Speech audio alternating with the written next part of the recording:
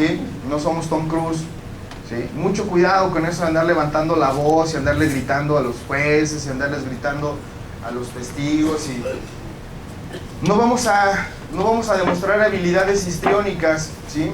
Litigación oral no es desarrollar habilidades histriónicas, todo lo contrario, es saber ser asertivos sin ser agresivos. Yo necesito saber cómo formular mis planteamientos para que resulten claros y pertinentes, sin tener que alzar la voz, sin tener que faltar al respeto al testigo, sin tener que faltarle el respeto todavía al tribunal, ¿sí? De hecho, por ahí, dentro de la audiencia de juicio oral, esta cuestión... Fui yo, perdón. Ya me morí. De hecho, dentro de la audiencia de juicio oral, esta cuestión, pues evidentemente no significa que por ahí el fiscal tenga la oportunidad de decirle al tribunal, ¿verdad? Su señoría, acreditaremos cómo es que esta sabandija, este salvaje, este criminal, llevó a cabo la comisión del homicidio. No, espérame, ni siquiera estamos todavía en la etapa, ¿sí? Ser asertivo sin ser agresivo. Es decir, no vamos a faltar al respeto, no vamos a utilizar conceptos, ni terminologías, ni nomenclaturas que vayan a romper el orden y el decoro de la audiencia. No vamos a llevar a cabo este momento oportuno para andar ahí haciendo papeles histriónicos y demás. No funciona para nada. Y desde luego también tener iniciativa e imaginación, porque vamos a estar reconfigurando nuestros planteamientos. Vamos a reconfigurar nuestros planteamientos, vamos a ir flexionando nuestra teoría del caso, nuestra estrategia. Y entonces, si me objetan, ¿cómo reformulo mis preguntas? Si a lo mejor tuve problemas para la incorporación de un medio de prueba con algún testigo, bueno, ¿cómo puedo incorporarlo con otro testigo? ¿Sí? Porque ahí dentro de la audiencia vamos a incorporar los elementos de prueba. Entonces, iniciativa e imaginación, se va a estar reestructurando toda estrategia y lo más importante, saber escuchar. Los abogados no sabemos escuchar. Y esto en juicio oral es muy notorio, porque estamos más concentrados en lo que tenemos que hacer y en lo que vamos a decir a continuación, que estamos perdiendo completamente de atención el planteamiento de la contraparte, ¿sí? Entonces pareciera ser esto que es lógico. Claro que tengo que escuchar. Se nos olvida, abogados, se nos olvida escuchar, porque estamos tan metidos justamente en el diseño de nuestra estrategia que no alcanzamos a ver qué es lo que está acreditando o desacreditando el otro. Entonces nos perdemos en esa propia preparación, en esa propia planeación, nos perdemos y no escuchamos. Hay que acudir a la audiencia preparados. A todas las audiencias hay que acudir preparados. ¿Y por qué debemos acudir preparados? Porque lo que tengo que hacer ahí es más bien tomar nota de qué es lo que está planteando la contraparte para saber oponerme adecuadamente, ¿sí? Si yo no voy preparado, si yo no voy con el diseño de mis estrategias previamente definidas y establecidas, no vamos a saber escuchar y vamos a estar más preocupados por defender nuestra propia teoría del caso, por nuestra propia estrategia, que por también saber cómo desacreditar eficientemente la teoría del caso de la contraparte. ¿Preguntas hasta aquí? Sí.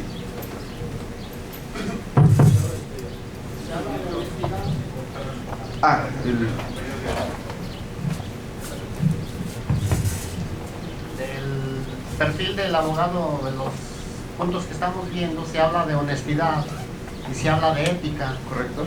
Y yo le digo, un 95-98% de indiciados son responsables de sus hechos.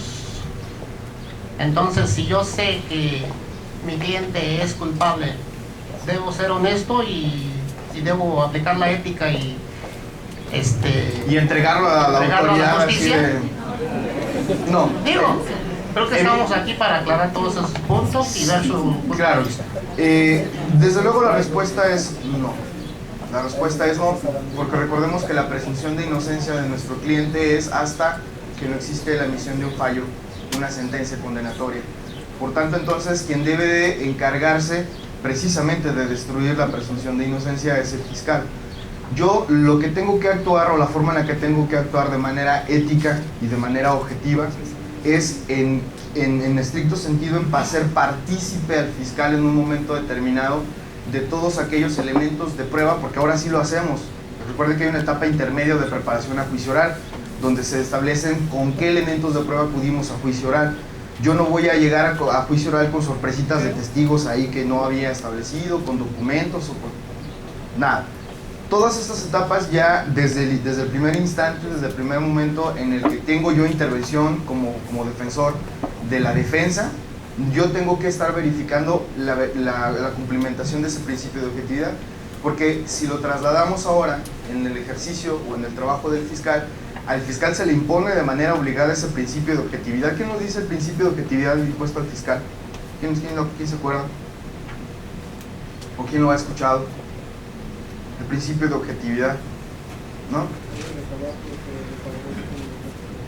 En efecto, este principio de objetividad impuesto al trabajo precisamente de la Fiscalía recaba tanto elementos de prueba a favor como los de en contra. Y de ellos tienes que hacer mención también dentro de la audiencia. Pero sobre tu representado está el principio de presunción de inocencia. Y ese principio de presunción de inocencia, desde luego que nosotros no lo vamos a violentar ni lo vamos a echar por abajo antes de que así lo haga el fiscal. Por tanto, entonces, si yo conozco a lo mejor que hay responsabilidad por parte de mi defenso, bueno, entonces, ¿de qué manera voy a diseñar una estrategia? Pero no significa entonces que yo lo exponga evidentemente a esa situación, porque la carga de la prueba es del fiscal, no tuya como defensor. Y en este sentido, ahí sí, carga de la prueba, fiscal. Si el fiscal no sigue en su trabajo, pues entonces con mucho gusto hay que cobrar el cheque y vamos. ¿Sí? ¿Preguntas? Sí.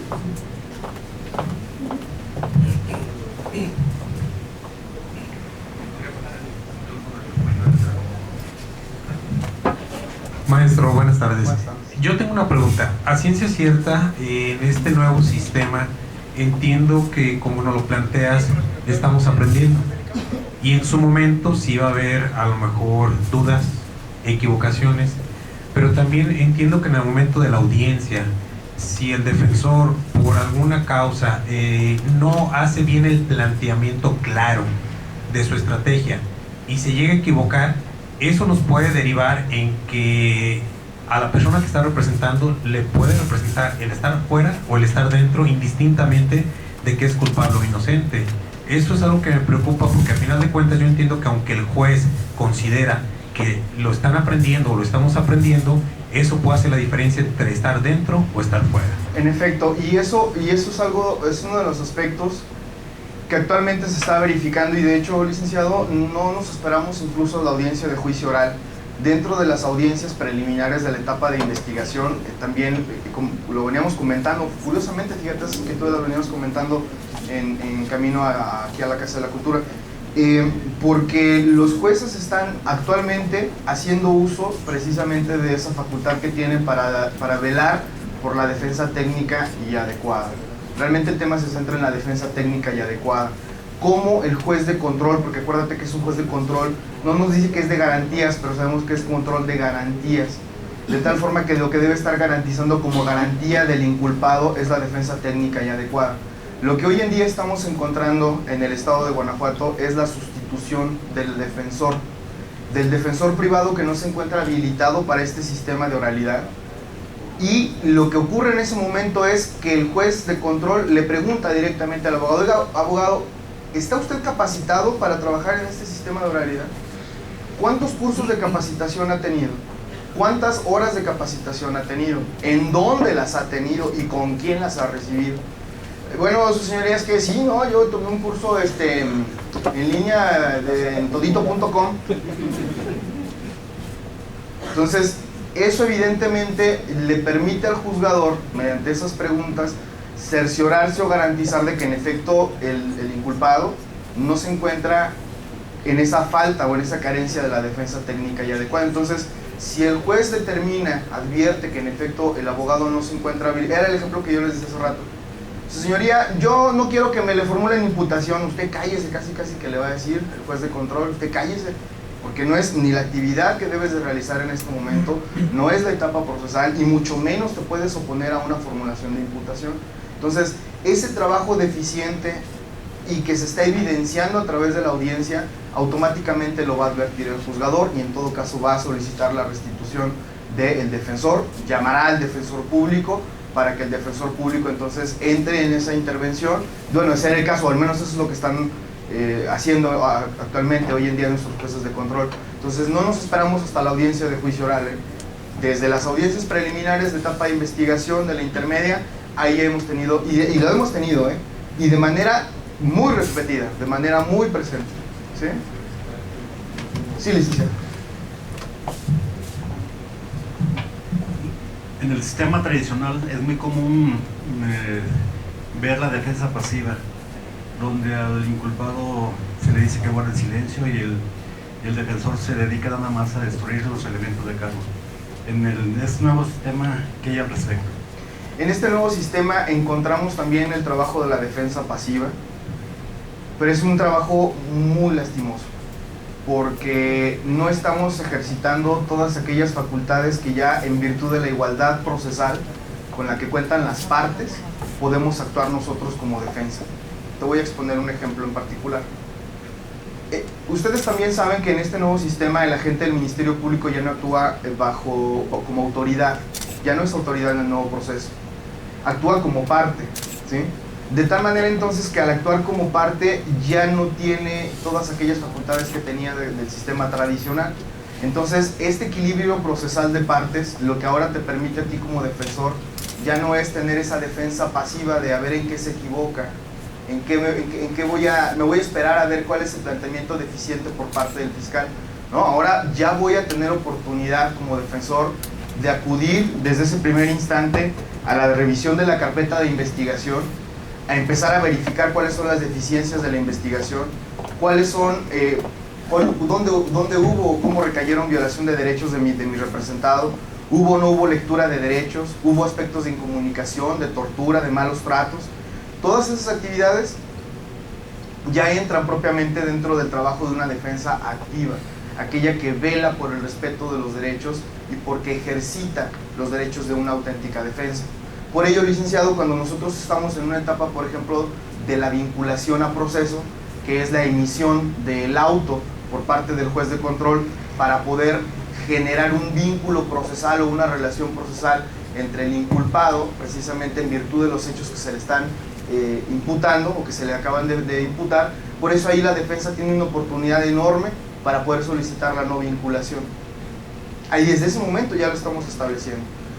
¿Podemos llevar a cabo una actividad de defensa activa? Licenciado, la respuesta es, de una defensa pasiva, la respuesta es sí, sí lo podemos hacer, pero ya tienes una igualdad procesal, ya hay un equilibrio procesal en el cual vas a poder tener esa intervención tú, antes incluso de tener que llegar a la audiencia de juicio oral. Si yo tengo los elementos de dato de prueba suficientes, contundentes, para evitar la vinculación a proceso, pues desde ese momento lo voy a realizar.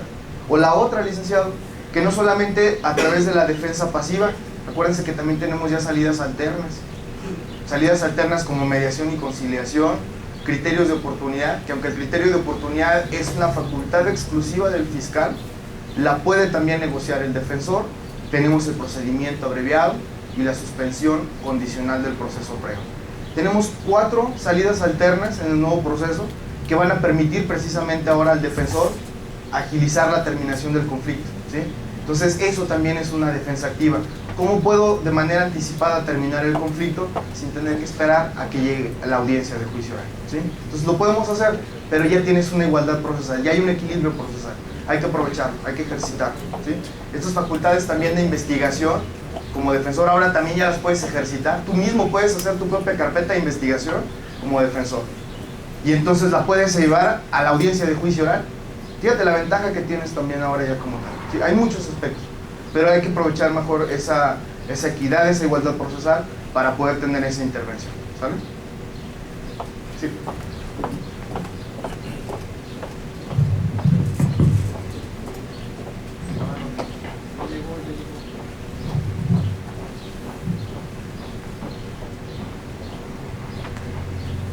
¿Qué es lo que pasa cuando el procesado le hace ver al juez que el abogado no está preparado para llevar su defensa, y él, porque es su hermano, porque es su pariente, su amigo, porque ya fue cliente de él en otros procesos, insiste en continuar con él?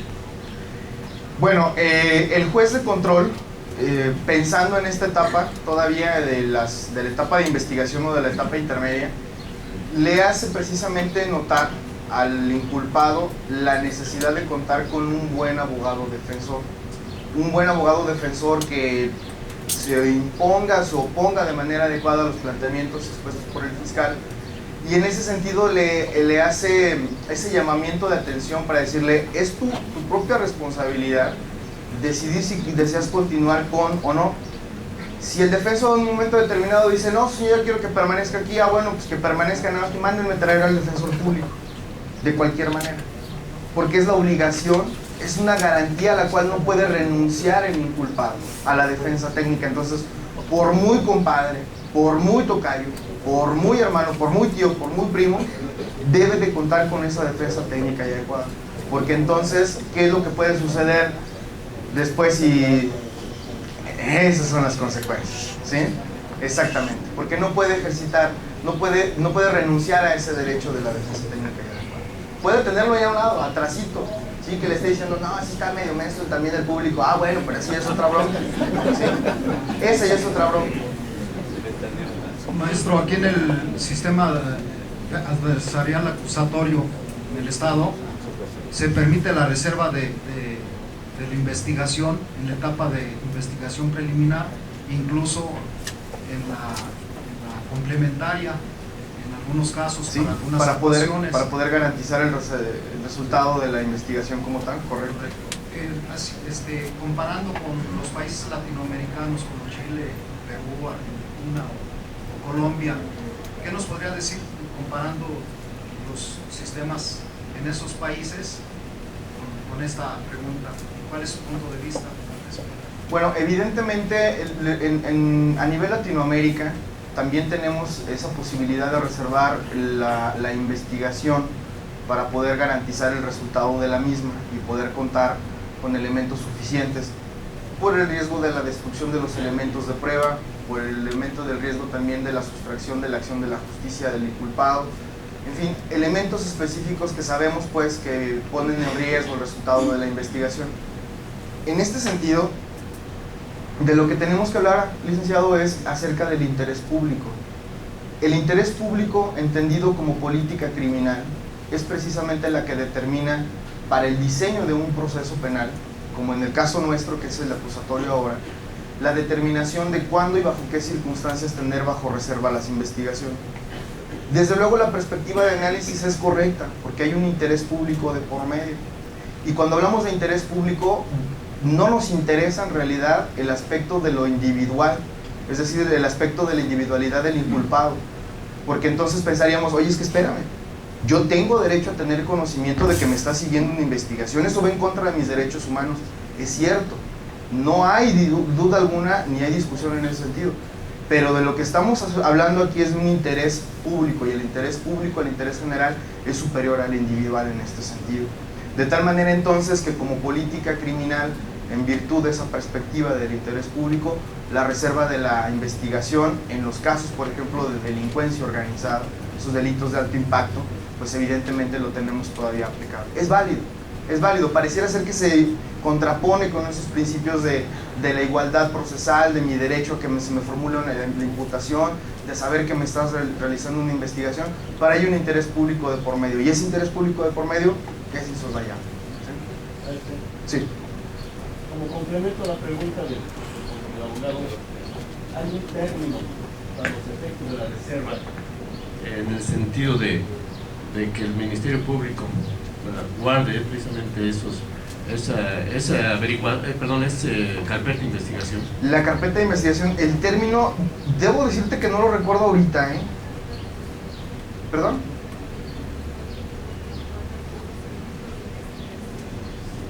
Cadena de custodia es distinto a este aspecto, más bien la pregunta va orientada a cuál es la temporalidad para poder mantener en reserva la investigación, la carpeta de investigación. Te confieso que ahorita no lo tengo preciso, no lo tengo preciso. Sin término, sin un plazo. Debe de contar con un plazo, porque tampoco no podemos tener la apertura de la investigación de manera indefinida. Esa es la situación, porque entonces incurriríamos ahora sí ya como tal en un aspecto de violación de garantías. Fíjate, aquí cuál sería la consecuencia. Si nosotros tuviéramos dentro del diseño de nuestro proceso la posibilidad de que se formule imputación en primer término y después se soliciten medidas cautelares, entonces ahí sí estaríamos en un grave problema de, por ejemplo, de alargar o de generar una violación a las garantías, por ejemplo, del inculpado. El ejemplo sería muy concreto. El plazo máximo para el cierre de investigación no puede exceder de 8 meses. el plazo del cierre de investigación, pero toda vez que se ha formulado imputación, si yo tengo la investigación en reserva o con carácter de reservada la investigación, habría que verificar si en estricto sentido esta reserva no ha implicado todavía la necesidad de formular imputación, porque habría que también verificar o revisar si no hay actos de molestia sobre el inculpado sobre esa actividad de la investigación. Pero el plazo en este sentido, como tal, a lo mejor lo tendríamos que pensar en ese plazo máximo de cierre de investigación, pero no así el de la reserva, porque si apenas está en la investigación llevando a cabo o efectuando, entonces significa que todavía no ha habido formulación de imputación. No sé si me explico, ¿sí? No hay formulación de imputación, por lo tanto, entonces tú todavía no sabes que te estoy investigando. Esa es la cuestión. Lo distinto sería que yo tuviera ya formulado imputación y parte de la investigación la tenga en reserva, eso sí, o que en la investigación complementaria yo diga, esta parte de la investigación complementaria la voy a mantener en reserva para garantizar el resultado de la investigación. Y no obstante mantenerla en reserva, tienes el plazo máximo del cierre de la investigación, que son los 8 meses. Habría que en todo caso verificar si ya me formulaste imputación o si aún no me has formulado imputación. Si me formulaste imputación y vas a reservar la investigación, tienes el plazo máximo de los 8 meses. Plazo que no puede ser superado, ni puede duplicarse, ni a solicitud precisamente del inculpado, porque ese ya es el plazo máximo como tal. ¿Sí? Sí, por eso decíamos que si ya fue formulada la imputación y la etapa de investigación complementaria se establece de manera reservada, es durante la duración del plazo del cierre de investigación. No hay, exactamente. Yo todavía no te formulo imputación, tú ni siquiera estás por enterado de que te estoy investigando. No hay un acto de molestia en ese sentido. Pero ya aquí el problema es, si se dictaron medidas cautelares, una prisión preventiva, pues no puedo tener ahí esa temporalidad tan excedida. Entonces ahí a lo que se sujeta es al plazo del cierre de investigación, que no es máximo o no va más allá de los 8 meses. ¿Sí? Sí. La ley del proceso penal señala que el Ministerio Público puede disponer que determinadas actuaciones o registro de documentos se mantengan en reserva. Ahí está. Hasta por un plazo máximo de 15 días. Si necesita ampliar dicho plazo, debe solicitarlo fundamentalmente al juez de control. Puede pedir prórroga, pero fundamentar su petición. Y aquí la cuestión vuelve a redundar en lo mismo, en qué etapa procesal nos encontramos, si es antes de la formulación de imputación o después de la formulación de imputación. Porque, insisto, nada más para que nos quede bien claro el momento procesal en el que nos encontramos. Si es después de formulada la imputación, se sujeta al plazo del cierre de la investigación. Si es antes de la formulación de imputación, no hay ningún problema. No hay ningún problema, porque todavía no te estoy generando formulación de imputación, no hay ningún acto de molestia. Sí, de hecho en la formulación de imputación ya debe de existir toda la carpeta, todos los datos de prueba que existan. Bueno, no puede venir no necesariamente, porque recordemos que la formulación de imputación es la comunicación que hace el fiscal sobre los hechos que la ley señala como delito. Además, habría que hablar del estándar de prueba. El estándar de prueba para formulación de imputación y para vincular a proceso. Por eso todavía tenemos una etapa de investigación complementaria, ¿sí? Todavía tenemos una etapa de investigación complementaria. ¿Sí? Muy bien, más preguntas. Muy interesantes las preguntas. ¿Más preguntas? ¿Avanzamos un poquito más? ¿Sí? Bien. Entramos entonces a esta parte del sistema adversarial, que es, después de tener nosotros ya un perfil determinado, pues ahora nos vamos a ver inmersos en la naturaleza del sistema adversarial. Y esta naturaleza del sistema adversarial es importante retomarla nosotros en esta charla, porque la naturaleza del sistema adversarial es lo que reviste ahora la dinámica del desahogo del proceso penal acusatorio. ¿Por qué tenemos este sistema adversarial? En estricto sentido, porque cada uno de los litigantes, sobre cada caso que va a defender, o que como fiscal va a llevar a tramitación para presentar una acusación, pues evidentemente representa un aspecto de disputa sobre los hechos que ocurrieron, cómo sucedieron y quién intervino en la realización de esos hechos. Aparentemente aquí no hay ningún conflicto, ¿sí? Aparentemente aquí todo está bien. pero es indispensable que nosotros entendamos esta naturaleza adversarial, porque la actividad que probatoriamente realizaba el juez en el sistema tradicional desaparece, ¿sí? Por eso es que en el nuevo sistema nosotros hablamos de dos tipos de control dentro del proceso. Fíjense bien, un control de tipo horizontal y un control de tipo vertical, ¿sí? En virtud de la naturaleza adversarial del proceso, es que las partes nos veremos inmersas en un control horizontal, donde ya las facultades probatorias del juez se restringen de manera completa, totalmente, porque es el fiscal quien, al tener la carga de la prueba, debe demostrar, más allá de toda duda razonable o a través de la firme convicción, que el inculpado cometió el delito, ¿sí? Esa es precisamente la actividad que se tiene que desarrollar. Y desde luego, por parte de la defensa, generar la acreditación de la estrategia que permita la solicitud de un fallo absolutorio. Es así en este sentido que en este sistema adversarial el conflicto se verá centrado a partir de la presencia de adversarios, tanto del fiscal como de la defensa, porque ambos, en estricto sentido, deben de tener por tarea llevar a cabo el trabajo de persuasión hacia el juzgador, para que éste pueda determinar la verdad material de los hechos. Porque si nosotros en el sistema adversarial, y vaya la nota en este sentido, no solo en la materia penal, sino también en la materia civil y mercantil, si no entendemos la naturaleza adversarial de estos sistemas de oralidad, pues precisamente es que en la materia de oralidad familiar y en la materia de oralidad mercantil tenemos todavía facultades probatorias de los jueces, donde la norma dice, pues si usted quiere, señor juez, haga el interrogatorio también al muchacho, ¿sí?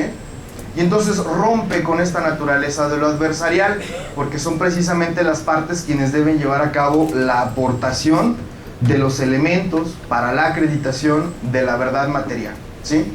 Por ello entonces entramos a esta naturaleza del sistema adversarial, porque además recordarán ustedes que en el proceso penal acusatorio, uno de los principios rectores de este proceso es el principio de contradicción, ¿sí? Y entonces, en virtud del principio de contradicción, solamente las partes tienen el derecho de controvertir la posición del adversario. Solamente entonces, a partir de este ejercicio de la contradicción, podemos encontrarnos ante un sistema adversarial. De ahí entonces que solamente a partir de los planteamientos expuestos de los litigantes puede emitirse un fallo como tal, porque la premisa fundamental de este sistema es que precisamente las partes se encuentren representadas, la sociedad por parte del fiscal, el inculpado por parte de la defensa, y que estas partes que se encuentran adecuada y competentemente representadas, pues lleven las versiones de los hechos a un juzgador de tipo imparcial y neutral. Si tenemos un juez que va a llevar a cabo la propuesta de un perito tercero en discordia, si tenemos a un juez que en función de facultades probatorias va a realizar preguntas a los testigos, si tenemos un juez que en materia mercantil nos está diciendo el Código de Comercio, tú pregúntale lo que quieras al testigo, pues entonces no estamos ante un sistema adversarial, ¿de acuerdo? Porque lo que presume este sistema es que la competencia de quienes están siendo representados por parte de los abogados, ¿sí? Esta representación que llevan los abogados es para llevar a cabo el trabajo de acreditación de los hechos, de acuerdo a cada perspectiva. Por eso entonces es que tenemos que todavía apelar a esta naturaleza del sistema adversarial, porque cuando ustedes dentro del proceso se encuentren con algún juez o con el tribunal de juicio oral, que a lo mejor en ejercicio de preguntas aclaratorias dentro del testimonio, pues le pueda preguntar o le quiera preguntar al testigo hay algo, opónganse, ¿sí?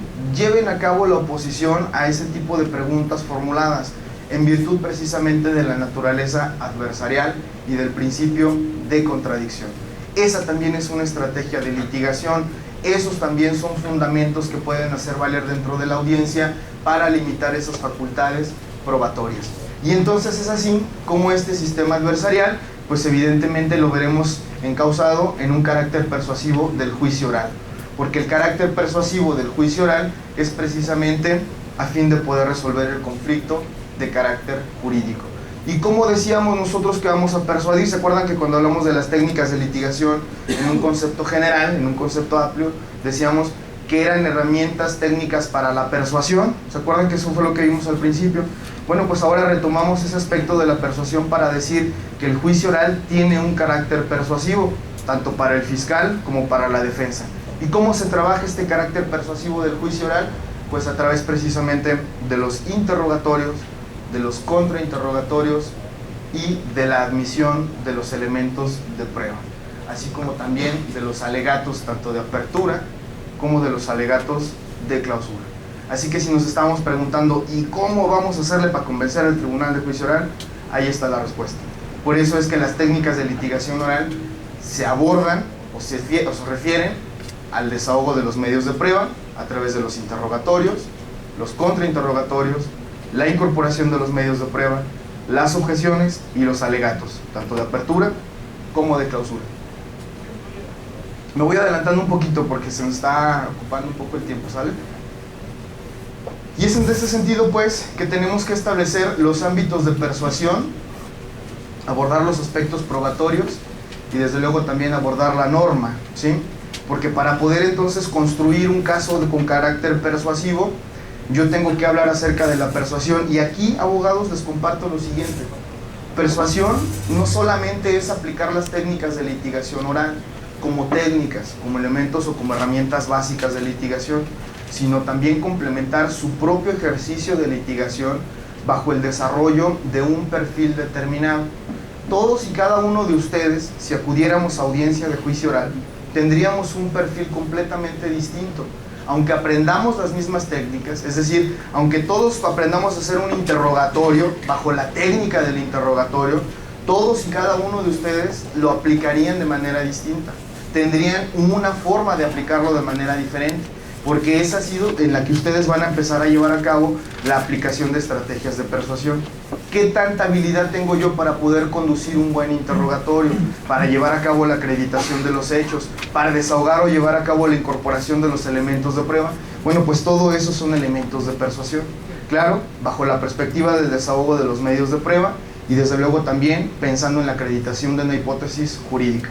Y vamos ya terminando entonces nuestra conferencia. Si nosotros hablamos de que el carácter del juicio oral es de tipo persuasivo, pues entonces ¿cómo se vinculan ahora sí las técnicas de litigio oral con la audiencia de juicio oral en el estado de Guanajuato? Pues la forma en la que nosotros lo vamos a verificar es precisamente a través de estos elementos, iniciando con los alegatos de apertura. Esta es la primera actividad que como técnica de litigación oral desarrollan ustedes en la audiencia de juicio oral. Cuando se apertura la audiencia, cuando se verifica la presencia de partes, de testigos, de los elementos de prueba documental, de los elementos de prueba material, y el presidente del tribunal nos dice estamos en condiciones y declaro formalmente abierta la audiencia, lo primero que solicita el juez presidente es alegatos de apertura fiscal, alegatos de apertura defensor. Y entonces es ahí donde primero, en primer término, vamos a llevar a cabo la primera de estas estrategias técnicas. ¿Qué son los alegatos de apertura entonces? ¿Qué expresamos en el alegato de apertura en esta exposición inicial? Pues lo que nosotros vamos a establecer dentro de este alegato de apertura, pues es presentar al tribunal de juicio oral nuestra teoría del caso, ¿sí? A través del alegato de apertura presentamos nuestra teoría del caso. ¿Qué es esto de la teoría del caso? Sencillo. La teoría del caso es la estrategia de cada una de las partes, ¿sí? Y de esta estrategia de cada una de las partes, mucha atención, ahí es donde quiero que tomen la nota. Se refiere a los aspectos de hecho, a los medios de prueba que van a desahogar y a la hipótesis jurídica que han de acreditar, ¿sí?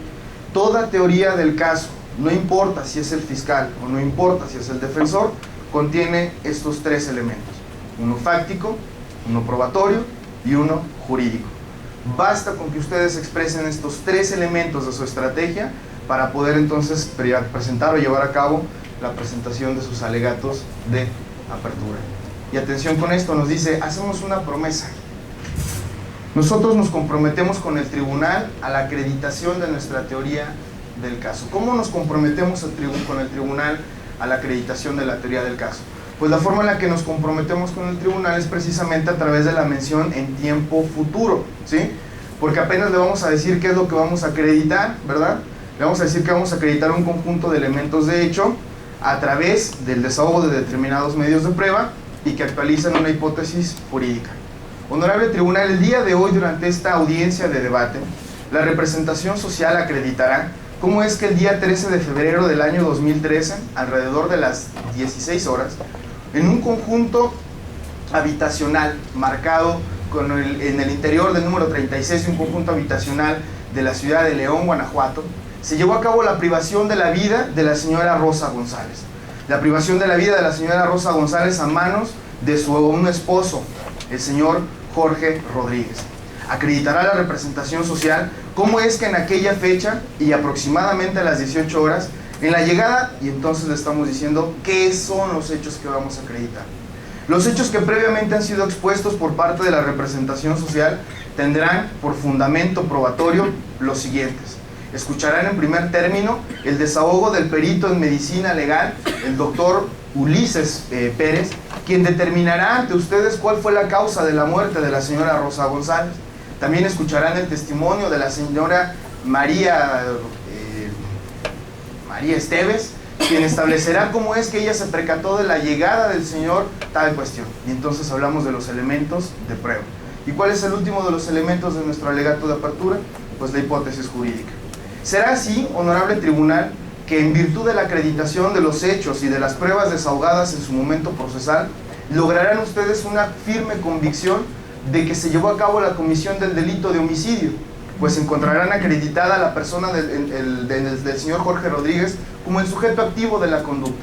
Y entonces hablamos de los elementos objetivos, subjetivos y normativos. Hablamos de nuestra teoría del delito, ¿sí? Entonces, a través del alegato de apertura exponemos toda nuestra teoría del caso, pero lo hacemos de manera sintética, ¿de acuerdo? Y ese es el primer elemento de técnica de litigación oral que tenemos que aprender a desarrollar a través de las habilidades y de las destrezas. En segundo lugar, entonces, habiéndose expuesto los alegatos de apertura, entramos a la etapa del debate de pruebas. Entramos al desahogo de los medios de prueba y a través del desahogo de los medios de prueba generamos en primer término interrogatorios, porque el oferente de la prueba realiza interrogatorios, la parte quien los controvierte realiza contrainterrogatorios, ¿sí? ¿Qué es entonces el interrogatorio? Bueno, pues para hablar de interrogatorio lo ubicamos en el artículo 375 de la Ley del Proceso Penal, y fíjense la manera tan sencilla en la que nos lo expresa nuestra ley. Nos dice el 375 que realizada la identificación y otorgada protesta legal, el presidente concede la palabra a quien propuso la prueba para que lo interrogue. Con posterioridad la concederá a los demás intervinientes. Háganle como quieran, nomás interroguen. Pero ¿cómo? Nos preguntamos inmediatamente cómo interrogamos y pensamos en nuestro sistema tradicional de formulación de preguntas. Que diga el testigo si es cierto como. Que diga el testigo, que diga el testigo. No entramos a esa dinámica, porque fíjense lo que nos dice el segundo párrafo. Las preguntas de la parte oferente de la prueba no podrán formularse de manera tal que sugieran la respuesta. Y entonces aquí estamos hablando del tema de objeciones, ¿sí? Objeción, su señoría, la pregunta es sugestiva. Objeción, su señoría, la pregunta involucra o establece ya la respuesta que pretende obtener el abogado. Entonces aquí empezamos a tener restricciones a la forma del interrogatorio. Para ello nosotros tendremos que abordar el aspecto de la técnica de interrogatorio. ¿Cómo se desarrollan los interrogatorios mediante la técnica de litigio oral en el sistema adversarial? Pues eso precisamente es lo que nos dice a continuación. Perdón, no sin antes abordar el tema de peritos, porque el tema de peritos también es importante para la técnica del interrogatorio, porque al interrogatorio de peritos nos está diciendo que le vamos a poder proponer hipótesis. Entonces ya nos está haciendo una distinción. Al testigo de hechos no le puedes formular hipótesis, pero al perito sí. Y entonces la otra pregunta que inmediatamente nos hacemos también es: ¿y cómo le formulo hipótesis al perito? ¿Con qué propósito le formulo hipótesis? ¿Qué pretendo acreditar con la formulación de hipótesis al perito? ¿Cómo utilizo la formulación de las hipótesis para la acreditación de mi teoría del caso? Fíjense, todas estas cuestiones es lo que también a través de la técnica del interrogatorio del perito debemos también de adquirir. porque evidentemente vamos a poder utilizar el planteamiento de la formulación de hipótesis al perito para poder generar también la acreditación de nuestra teoría del caso. Por ello, ahora sí, es que el interrogatorio lo identificamos como el intercambio oral entre el fiscal o el defensor por medio de preguntas y respuestas sobre la materia del caso, ¿sí? Simplemente como un intercambio de preguntas y respuestas, para que quede bien clara la definición del interrogatorio. Y desde luego, recuerden ustedes o recordarán ustedes que decíamos que el propósito es la acreditación de nuestra teoría del caso. Por ello es que entonces todo interrogatorio debe de orientarse bajo nuestra perspectiva. Atención, esta pregunta que hace rato nos hizo por acá adelante el licenciado: ¿debo yo, en virtud de la ética, formular preguntas que también le convengan al fiscal? No, señores, no tenemos que formular preguntas en interrogatorio que también corroboren la teoría del caso del fiscal. Si el fiscal sabe que hay elementos de hechos o aspectos de hecho que le convienen a la acreditación de su teoría del caso, pues que de eso él se encargue en el contrainterrogatorio, ¿sí? Pero no le vamos a hacer la chamba al fiscal. Eso significa entonces que todo interrogatorio que vamos a formular debe de tener esta perspectiva, la acreditación de nuestra teoría del caso. Para eso está el testigo, para eso va a tener la oportunidad el fiscal de contrainterrogar, para poder también obtener esa información, pero que de eso se encargue el fiscal, yo no, ¿sí? Porque la carga de la prueba la tiene el fiscal. Yo simplemente debo de hacer caso y simplemente atender las necesidades para la propia acreditación de nuestra teoría del caso. Por ello entonces el interrogatorio tiene reglas también específicas que se tendrían ya que ir abordando. Y a través del interrogatorio y a través de los contrainterrogatorios nosotros desahogamos también los elementos de prueba documental y los elementos de prueba material, ¿sí?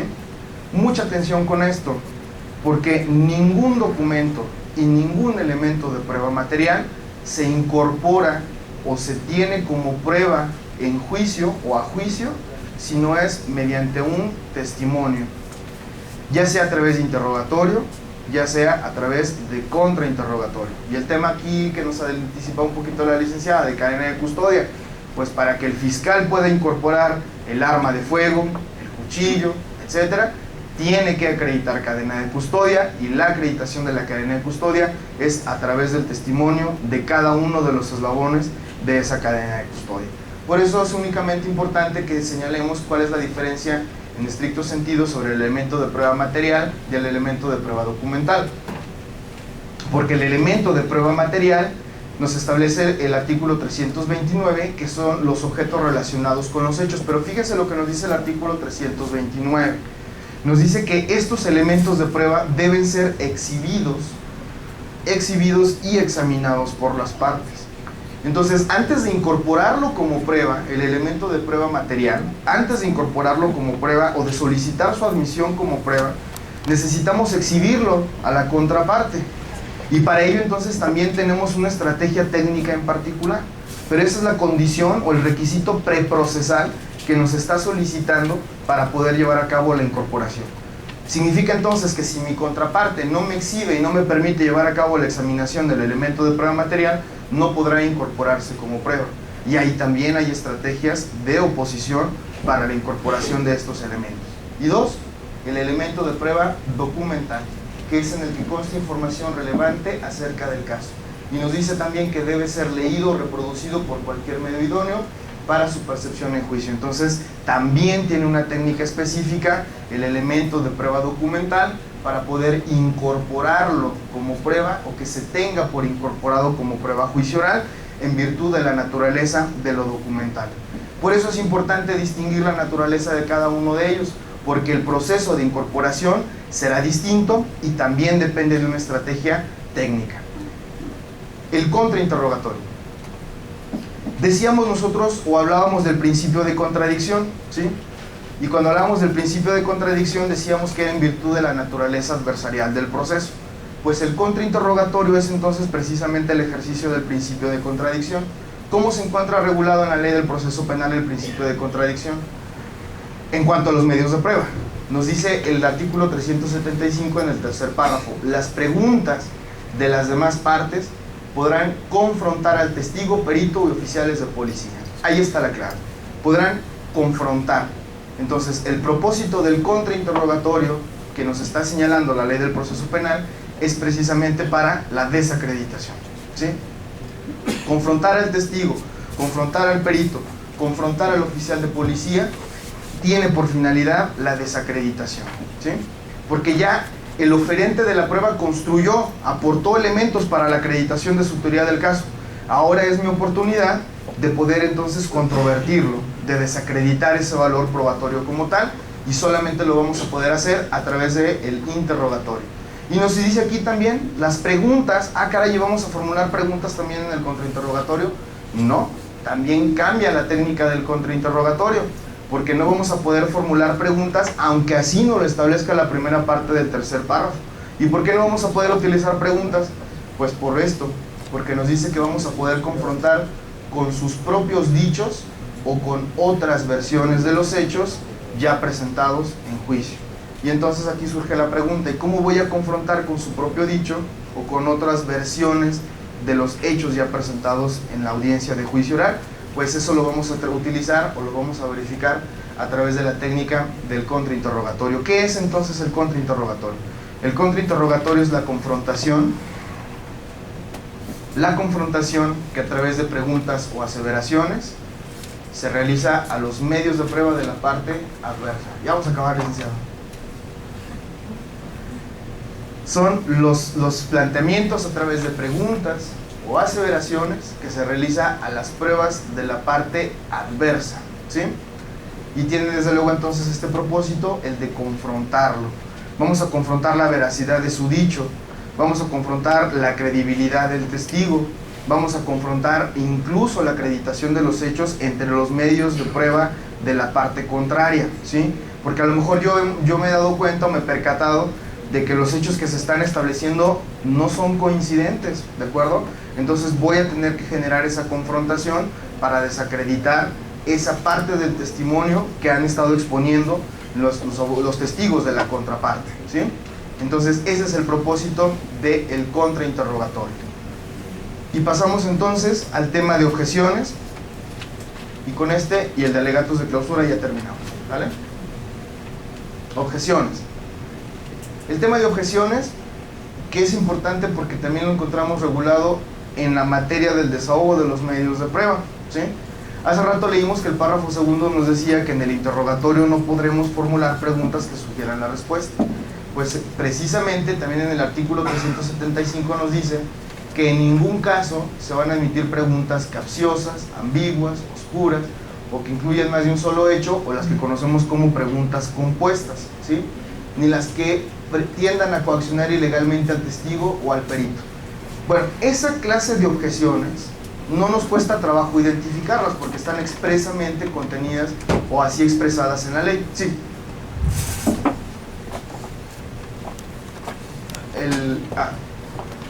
Ahí están. Mencionó usted que no se pueden hacer preguntas que ya sugirieran una respuesta, pero en ocasiones se hace ya suficiente daño al hacer esas preguntas para hacer después las preguntas abiertas y el testigo ya sabe lo que no quiere que le responda. Si uno hace repetición de esas preguntas muy constantemente, ¿el juez tiene alguna manera de evitar este tipo de cuestiones? El juez directamente no. El juez directamente no, sería la contraparte, porque entonces estaríamos hablando de una objeción que consistiría en pregunta repetitiva, ¿sí? Y habría que analizar si en efecto se trata de una pregunta repetitiva, porque podemos tener a un testigo a quien yo le formule una pregunta y me conteste con evasivas, y entonces yo reitere la pregunta. A ver, le voy a volver a hacer el planteamiento que hace un momento le expuse. Objeción, su señora, pregunta repetitiva. Realmente no estamos hablando de una pregunta repetitiva, pero esa es la parte de la oposición. Lo que puede hacer el juez o el presidente del tribunal en este caso, sí es a lo mejor solicitarle al abogado que o continúe con el interrogatorio, pero porque ya quedó previamente aclarado el punto sobre la pregunta, ¿sí? Si el abogado quiere ser insidioso o quiere redundar en ese hecho en particular, pero ya ha quedado manifestado previamente, sí puede el tribunal solicitarle al abogado que continúe con el interrogatorio o que modifique el tipo de preguntas que está realizando. Pero eso desde luego queda también acuérdense, en el control horizontal, o lo puede oponer o no lo puede oponer el abogado contrario. Yo lo que hacemos mi referencia es por decir, yo le pregunto al testigo, que diga el testigo si es cierto como no es, que usted a las 5 de la tarde estaba en tal lugar. Ajá. Me van a decir, no se califica porque ya enseñé la respuesta. No, yo le hago la pregunta abierta, que diga el testigo en dónde estaba a tal hora. Yo ya le incidí lo que quiero que me conteste, aun cuando no me lo hayan calificado en su momento. No hay problema, porque finalmente si tú hubieras formulado esa pregunta, aunque insisto, ya abandonamos la fórmula de que diga el testigo, ¿sí? Ya abandonamos ahí la fórmula. Pero si yo hago esa precisión con el testigo y le digo, usted se encontró a las 5:30 en el lugar de los hechos ese día. Objeción, pregunta sugestiva. Al lugar a la objeción, ¿qué es lo que voy a poder hacer yo como interrogador? Reformular la pregunta. ¿A qué hora llegó? Pero ya le inferí la respuesta. Sí, en efecto. Ahora, aquí de lo que estaríamos hablando, fíjate bien, es el tema precisamente de objeciones y de la oportunidad de presentar objeciones. Porque entonces si yo me percato que la pregunta, que esa pregunta en particular, ya es de tipo sugestivo y que si no la objeto durante la formulación de la misma, porque le va a dar la respuesta al testigo, pues entonces ya perdí mi oportunidad de objetar. Pero el daño ya está hecho. Por eso, tú te tienes que dar cuenta si la pregunta es objetable para que en ese momento y de manera oportuna la objetes, para que esa información nos llegue a ser del conocimiento del testigo y el testigo no sepa en qué sentido contestar. Por eso nosotros hablamos de la oportunidad de presentar objeciones. Porque, les adelanto la cuestión, son 3 las oportunidades para presentar objeciones, ¿sí? 3 oportunidades. Durante la pregunta, cuando la pregunta es objetable, que este es el caso, ¿sí? Este es el ejemplo, donde el abogado de manera chicanera realiza la pregunta sugestiva para que el testigo agarre la respuesta inmediatamente. Entonces puede ser la objeción a la pregunta, cuando la pregunta es objetable, ¿sí? Si la pregunta es objetable, podemos entonces también presentar la objeción al término de la pregunta, pero antes de la respuesta, para